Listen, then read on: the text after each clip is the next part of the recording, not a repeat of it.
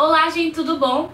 Então, depois de muito tempo, eu vim aqui com um vídeo do 6º período de enfermagem. Pra quem não tá entendendo nada e quem caiu de paraquedas aqui, meu nome é Isa Cauana, sou estudante de enfermagem.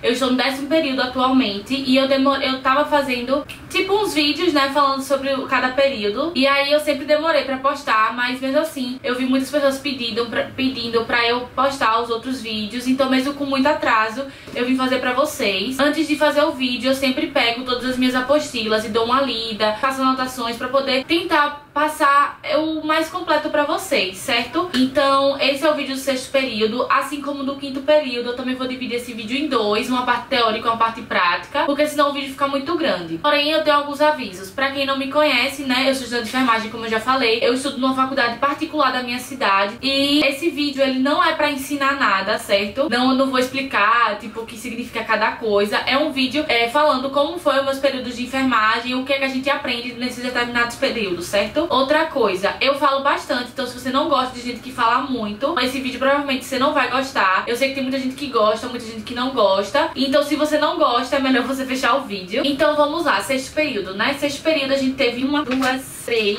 4, 5. Eu tive 5 matérias nesse meu período. Quem não assistiu os outros vídeos, eu vou deixar tudo linkado aqui embaixo, certo? Tem do 1º, 2º, 3º, 4º e 5º período. E agora a gente vai pro 6º, tá bom?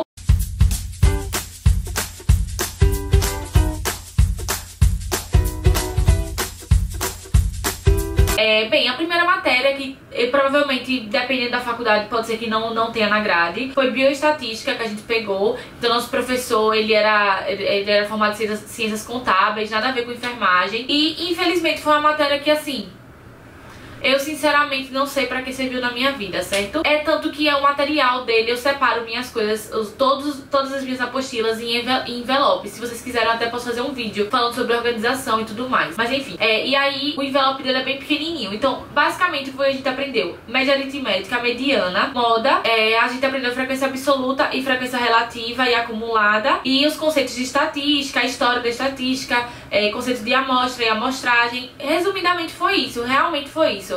Então ele dava uma apostila com alguns conceitos e aí passava um monte de lista de exercício e mandava a gente fazer. Assim, não sei pra que serviu, certo? Então não tenho muito o que falar sobre bioestatística. A segunda matéria foi enfermagem comunitária 3, né? Eu peguei enfermagem comunitária 1 e enfermagem comunitária 2, vocês podem ver nos vídeos aqui embaixo. E a enfermagem comunitária 3 é bem parecida com a enfermagem comunitária 1, porque a 2 fala mais sobre tuberculose, hanseníase, doenças sexualmente transmissíveis, que pra mim foi a melhor. Já a 1 e a 3, ela fala muito sobre SUS, saúde comunitária. Então pra quem não gosta muito desse tipo de assunto, né, pra quem não gosta muito dessa área, provavelmente não vai curtir muito. Eu tinha a parte prática, a parte teórica, eram professores diferentes. Então a minha professora da teórica eu não gostei. Achei que ela foi bem fraca, assim, comparada à minha da teórica, da prática, que supostamente não é pra dar nenhuma parte teórica. Ela ensinava muito mais coisa pra gente do que ela. Então eu pontuei aqui alguns assuntos. Gente, ó, eu vou ler, porque eu sinceramente não vou lembrar tópico por tópico do que foi dado no 6º período, né? Pelo amor de Deus. Então na enfermagem comunitária 3, como eu falei, fala mais do SUS, saúde comunitária. Então a gente aprendeu sobre instrumentos de gestão em saúde. E essa enfermagem comunitária 3 é bem parecida, tipo, tem uma ligação com enfermagem na gestão primária, que é o que a gente dá no 8º período. Então uma liga a outra, certo? Então a gente aprende esses instrumentos de gestão em saúde, que aí a gente fala sobre o plano plurianual, a lei de diretrizes orçamentárias, lei orçamentária anual. Então tem muita lei, muito decreto, essas coisinhas assim. Aí também fala sobre o plano de saúde, não o plano de saúde desse pacto. Fala também sobre o pacto pela vida, falar sobre o pacto em defesa do SUS. Então, tipo, são coisas bem chatinhas de ler, mas que a gente precisa ler. Pacto de gestão e também cair em concurso nessas coisas. Então é importante. Planejamento em saúde, aí o que é que a gente aprende de planejamento, né? O que é preciso. Aí a gente aprende a fazer o diagnóstico situacional. Aí fala sobre dados demográficos, socioeconômicos, epidemiológicos, enfim. Fala sobre os conselhos de saúde, que a gente também já aprende em comunitária 1, que é conselho de saúde, né? O papel dos conselheiros, a definição de conselho de saúde. A gente também fala um pouco sobre epidemiologia, então a história da epidemiologia, a diferença de pandemia, endemia e epidemia. sobre aqueles cálculos, né, de prevalência e incidência. Também uma coisa que a gente aprendeu foi sobre redes de atenção à saúde, como é que funciona, o que são essas redes, sobre sistemas de informação, então aqueles que é o SIM, que é o sistema de mortalidade, né, que é o sistema de informação sobre mortalidade, o SINAM, né, que é o que a gente mais ouve falar, pelo menos no meu curso foi o que eu mais ouvi falar, que é sobre agravos e notificações, o SINASC, que é sobre os nascidos vivos. Enfim, a gente também precisa ler, né, aprende um pouco, fala um pouco sobre PNAB, né, que é a Política Nacional de Atenção à Saúde, da atenção básica. Também fala sobre os espaços de pactuação e negociação do SUS. Aí fala sobre as comissões intergestoras, que é bipartite, tripartite, que a gente também aprendeu de comunitária 1. Então é meio que uma ligando a outra. E também chega em gestão, a gente acaba falando sobre algumas dessas coisas também. Então é um pouco mais chatinho, mas é necessário e também cai em concurso. Terceira matéria foi interpretação de exames e diagnóstico. Antigamente, na minha faculdade, um período antes do meu, essa matéria era dada metade por uma biomédica e metade por um enfermeiro, certo? Pra direcionar, né? E que parte a enfermagem precisa saber desses exames. E o período que eu fiz, né, que foi o sexto período, especificamente, foi dado por uma enfermeira. Então todo o período foi dado por uma enfermeira. Eu, particularmente, apesar da professora dela ser uma professora muito boa, ela é bem assim, nomeada não, como é que fala? Esqueci o nomezinho. Ela dá outras matérias também, mas eu achei que nessa matéria especificamente, no período que eu fiz, eu não aproveitei muita coisa não. Inclusive, essa foi a primeira vez que primeira não, a segunda, né? Porque teve semiotécnica também. Quem lembra a saga de semiotécnica, comenta aqui embaixo. E quem não assistiu, assiste. Enfim, e foi a matéria que eu quase reprovei. Tipo, quase reprovei mesmo. Foi horrível. Mas não foi só eu. Minhas amigas que passaram de boas direto também não gostaram, também não aprenderam muita coisa. Então não sei se é porque ela não sabia, não dominava muito o assunto, ou se não era algo que ela gostava. Então, assim, era pra ser uma matéria bem legal, porque é bem importante, mas eu particularmente não gostei muito. Eu não tive muito, não aproveitei muito não, sabe, a matéria. Como o próprio nome já diz, a gente aprende sobre exames, né? Então a gente aprende sobre como decifrar, não, como ler, né, o hemograma, e fala sobre série branca, série vermelha, fala também sobre os exames bioquímicos, a glicemia, a avaliação das enzimas hepáticas e renais, fala sobre o ECG, o ecograma, fala sobre ultrassom, né? Aí a gente também aprende um pouco sobre aquelas ultrassons da gravidez, né? Então fala um pouco sobre transvaginal, enfim, essas ultrassons assim. A gente aprende também sobre os exames, a parte radiológica, né? Então raio-x, ressonância magnética e tomografia, fala um pouco sobre ela, os cuidados que tem que ter. Então fala assim, tipo, o que é, como é feito, quais são os cuidados de enfermagem, em geral, mais ou menos isso que a gente aprende nessa matéria. Essa matéria não tem estágio, certo? E aí, a quarta matéria que a gente teve, a enfermagem na saúde da criança hospitalizada. No quinto período, a gente pegou enfermagem na saúde escolar, que era sobre criança, né? Mas não era criança hospitalizada. E a gente também teve estágio, certo? Então, a minha professora, sensacional, ela era muito boa. Na parte teórica, eu achei que ela pecou um pouco, achei que ela poderia ter puxado mais da gente, ter passado mais informação, mas ela passava mais o que a gente ia ver no cotidiano, sabe? Não era aquele tipo de professor que dava aquela teoria, pá, sabe? Que você ficava louco, que era tanta informação, que dava tanto o que você ia utilizar, mas quanto coisas muito importantes também. Ela dava mais o que a gente ia utilizar no dia a dia mesmo. No geral foi bom, entendeu? Enfim, aí a gente falou sobre medidas humanizadas, né, no atendimento à criança. Aí fala muito da importância de ouvir os pais, né, dentro dessa parte da hospitalização, sobre a administração de medicamento, porque crianças já são outros 500, né, então fica uma parte mais específica para administração de medicamentos, né, porque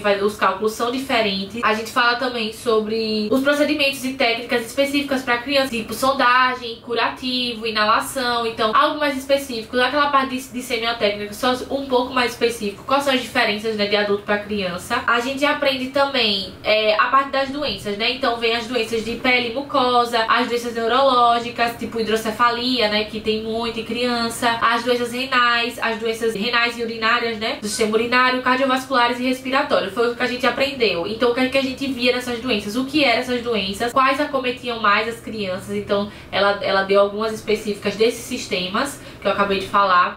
A assistência de enfermagem que a gente vai dar e quais são as manifestações, né, porque pode ser que no adulto seja de uma forma e em criança seja de outra forma. Então no geralzão a gente aprendeu isso na parte teórica de enfermagem na saúde da criança hospitalizada. Eu amei a matéria, eu gostei muito, apesar de ser muito complicado assim na parte prática. Eu vou falar pra vocês o porquê, mas é uma matéria muito gostosa. Eu adorei passar por essa matéria. E por último, e acredito que seja a mais esperada por todo mundo, pelo menos lá na minha faculdade todo mundo tava ansioso por essa matéria, que é a enfermagem na saúde do adulto 2. No quinto período a gente pegou a enfermagem da saúde do adulto 1, que a gente chamava de UTI centro cirúrgico, e essa enfermagem da saúde do adulto 2 a gente chama de urgência emergência. E é basicamente isso mesmo, é só uma nomenclatura. Então a gente vai aprender sobre urgência emergência, né?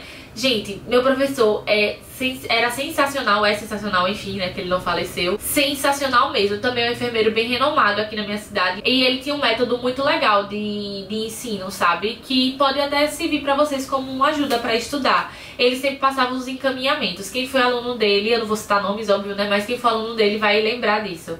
Ele passava sempre os encaminhamentos, então ele dava alguns temas e a gente tinha que trazer ou na próxima aula, né, ou na outra, dependia de quando ele botasse o prazo, que era tipo umas resenhas, né, mas às vezes não era só resenha não, às vezes ele pedia pra fazer um slide, às vezes ele pedia pra fazer um cartaz, às vezes ele pedia pra fazer em grupo, então era bem dinâmico, não ficava aquela coisa chata. Isso ajudava muito, porque a gente conseguia estudar e escrever com nossas palavras o que a gente tinha entendido. Então ele sempre passava encaminhamento. Tinha dias que ele passava um monte. A gente só voltava bem legal, um método muito bom de estudo. Então a gente aprendeu sobre o projeto Trauma, né? Ele pediu pra gente ler e foi o primeiro encaminhamento. A gente fez uma resenha crítica sobre o projeto Trauma. Aí a gente iniciou falando também sobre a biomecânica do trauma. Então de que forma o trauma, tipo, por exemplo, numa batida de carro, né? Se pega na lateral, se pega na posterior, se pega de que forma bateu o carro, como foi a colisão, como atinge, os principais locais que atinge, né? Quais partes do nosso corpo o trauma vai ser, né? Mais ou menos isso, se vocês entenderam, não sei se eu consegui explicar. Então a gente aprende tipos de colisão, aí tem frontal, lateral e algumas outras, os tipos de fratura, aí fala sobre algumas síndromes, né? Aí tem a síndrome de Dom Juan, aí fala sobre explosões, os tipos de explosões, também alguns ferimentos, tipo os penetrantes ou o de projétil, né? Que é de arma ou de faca, por exemplo. Então a gente fala mais ou menos sobre isso. A gente também fala, óbvio, sobre acolhimento e classificação de risco. Aí fala muito sobre o protocolo de Manchester, né? E aqueles das coresinhas. Enfim, tem alguns protocolos, mas o que a gente focou foi o protocolo de Manchester. Essa parte é muito legal, né, gente? Mas, infelizmente, enfermeiro recém-formado pra ir pra uma sala de acolhimento e classificação de risco, eu particularmente acho bem punk. Inclusive, um enfermeiro daqui, da minha cidade, junto com o professor dele, na época que ele ainda era estudante, eles criaram um aplicativo. Eu vou ver se eu acho o aplicativo, se ainda tem, e vou deixar o nome aqui pra vocês e um link, que é meio que isso, te ajuda a classificar o risco. Então você pega no seu celular e vai colocando o que a pessoa tá sentindo, ou sinais vitais, acredito que tenha sinais vitais, e aí ele te dá a classificação que provavelmente seja. Então é muito bom, principalmente pra quem ainda não tá na prática, né? Porque a gente sabe da teoria, mas na prática são outros 500. Então, para classificar recém-formado, eu particularmente acho meio confuso, né? Mas enfim, a gente também falou sobre o serviço de pré-hospitalar, né? Que o urgência emergência a gente fala bastante do pré-hospitalar. Então, falou os tipos de tipo ambulância, motolância, USA, o atendimento avançado, né? Avançado ou básico. Deixa eu ver mais o que são os tipos de viatura. Ele tá vendo que eu me perco se eu não anotar, minha gente. É triste. Aí fala sobre o período de ouro e platina também. E aí a gente fala sobre avaliação primária e secundária, que eu acho que é o pá. Quando a gente lembra de adulto 2, só lembra disso, né? Do ABCDE do trauma, que até meu preceptor briga comigo, porque eu falo assim. Aí essa é a avaliação primária, né? Que é o ABCDE. Então quem já pegou essa matéria sabe o que é. Eu não vou explicar, como eu já disse, não é um vídeo explicativo, nem que tá ensinando nada, mas se vocês botarem no YouTube, vocês vão ver que é bem, ou no Google, vão ver que é bem fácil de achar. A avaliação secundária, né, que é o Sampla, né, que é um métodozinho pra gente poder aprender o que é que faz na avaliação secundária. A gente também aprende sobre parada cardiorrespiratória, como fazer a reanimação, né, então aprende a fazer se é suporte avançado, se é suporte básico, e aí faz todas as manobras. Enfim, eu vou falar um pouco dessa parte das manobras no outro vídeo, certo? A gente também fala sobre gerenciamento de catástrofe, e aí fala sobre os traumas, né? Neurológico, músculo-esquelético, queimados, traumas torácicos. Então fala um pouco sobre eles, sobre a assistência de enfermagem, o que deve fazer. Enfim, é bem legal. Fala sobre os choques, né, e tipos de choques, sensacional. A gente também fala sobre choque em adulto 1, se eu não me engano. Então choque sempre tem, minha gente, tudo que é canto tem choque. E também fala um pouco sobre emergências cardiológicas. Aí veio o outro enfermeiro, que é específico, né, de parte cardiológica, e deu essa aula pra gente. Então basicamente a parte teórica a gente aprendeu isso. E o livro, né, que a gente, tipo, eu não comprei, mas eu tirei xerox e acho muito válido, é o PHTLS, né, que é o livro de urgência e emergência, enfim. Mas além disso, também tem os cursos específicos, né, pra essa parte de urgência e emergência, sempre tem. Eu particularmente não gosto de urgência e emergência, porque eu sou muito atacada. Então não é uma área que eu gosto, mas é muito dinâmico, é muito legal. A parte teórica é sensacional. A gente foi pro congresso de urgência e emergência, o primeiro, se eu não me engano, o primeiro congresso de urgência e emergência daqui de Sergipe. E vieram profissionais de São Paulo, então mostrou outra realidade pra gente. Então, gente, foi sensacional o congresso, muito bom. Teve o segundo também foi muito bom, mas eu acho que o primeiro foi melhor. E enfim, muito bom mesmo. A parte teórica de urgência e emergência é muito, muito, muito boa. Eu que não gosto, viu, de urgência e emergência. Se você gosta de urgência e emergência, você vai amar. O assunto não é chato. Sei lá, é fascinante. Pronto, é fascinante. Foi isso, gente. Eu espero muito que vocês tenham gostado. Como eu já falei, essa é a terceira vez que eu vou falar. Esse vídeo não é pra explicar pra vocês o que é cada coisa. É pra vocês terem uma noção do que foi que eu vivi no meu 6º período de enfermagem, o que é que vocês podem encontrar no 6º período de vocês, apesar de que cada faculdade dá de uma forma, né? Eu espero muito que vocês tenham gostado. Não esqueça de deixar um like aqui, porque o YouTube ele só tá avisando a vocês que tem vídeo novo. Se vocês interagem, então tem que deixar o like no vídeo. Podem comentar também. Outra coisa, eu sempre deixo meu Instagram aqui, que é o Instagram IsaTQMG. Mas lá, gente, eu não posto coisas sobre enfermagem. Eu só posto, às vezes, coisas de enfermagem no meu Instagram pessoal. Mas me desculpem, não é todo mundo que...